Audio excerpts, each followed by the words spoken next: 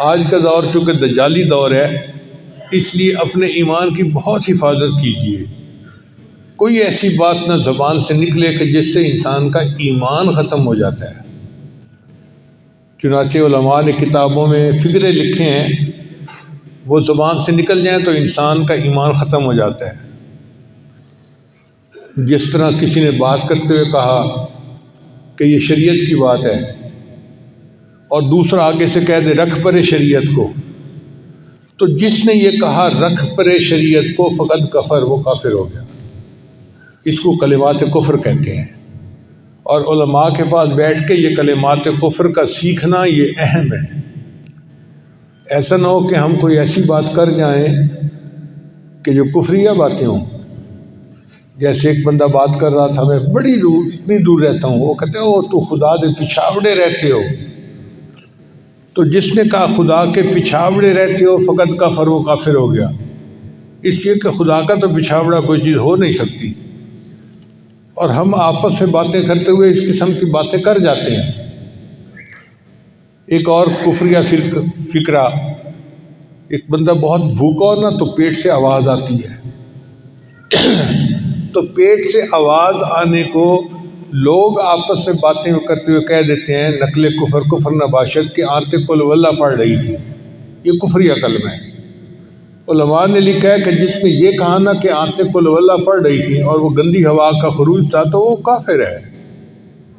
اب یہ باتیں ایسے دیکھیں کہ ہمارے عام روزمرہ کی گفتگو میں ہوتی رہتی ہیں، اور ہم کئی دفعہ کلمات کفر بول جاتے ہیں اور ہمیں پتہ ہی نہیں ہوتا۔ ایمان بہت قیمتی چیز ہے۔ شیطان چاہتا ہے کہ نقب لگائے، چوری کرے، تو ہمیں چاہیے کہ ہم اپنے ایمان کے بارے میں بہت زیادہ فکر مند رہیں۔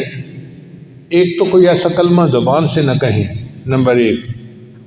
نمبر 2، کفر کے پروپیگنڈے کی وجہ سے اپنے آپ کو ہم کمزور نہ سمجھیں کہ جی میں شرمندہ ہوں، میں مسلمان ہوں۔ نہیں بھائی، ہم خوش ہیں کہ ہم مسلمان ہیں۔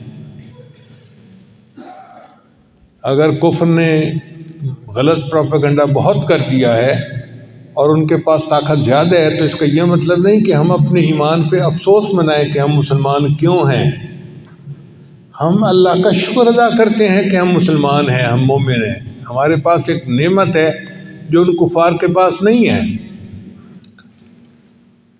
تیسری بات کہ مسلمانوں کے اوپر کوئی حال آئے تو اس سے خوش نہ ہوں۔ امت کا غم ہونا چاہیے دل کے اندر۔ کوئی بھی مسلمانوں پہ پریشانی آئے تو دل میں غم زدہ ہوں کہ آخر کلمہ گو بھائی ہے، ان کے اوپر پریشانی آ گئی۔ آج تو یہ ہمدردی دلوں سے نکلتی چلی جا رہی ہے، اور جو بندہ مولویوں سے، طلباء سے اور دینداروں سے دل کے اندر نفرت کرتا ہوگا، اس کا ایمان ختم ہو جائے گا۔ مرتے وقت ایمان سے وہ محروم ہو جائے گا، کیونکہ اس نے ایمان کی قدر نہیں کی۔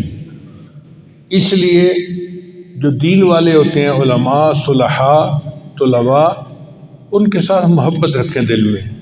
کوئی حافظ دیکھیں اس سے محبت کا اظہار کریں، کوئی عالم دیکھیں اس سے محبت کا اظہار کریں، کوئی نیک بندہ دیکھیں اس سے محبت کا اظہار کریں، دینداروں کے ساتھ محبت کا اظہار کریں، پیار کا اظہار کریں، اگر چاہتے ہیں کہ ایمان سلامت رہے۔